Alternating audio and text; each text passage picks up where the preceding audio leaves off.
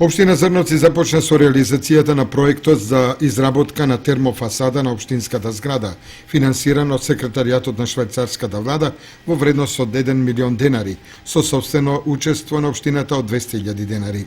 Започнавме со реализација на овој проект од кој очекуваме многу. Општинската зграда ќе добие термофасада, ќе бидат заменети прозорците и вратите со ПВЦ, со што ќе се добие енергетска ефикасност на зградата, ни изјави градоначалникот Блаже Станков. Станков воедно информираше дека со средства од швајцарската влада досега се реализирани неколку значајни проекти, како што е регулацијата на Морошка река, изградбата на 2 моста во село Видовиште, како и преуредување на салата за состаноци во општинската зграда во Зрновци.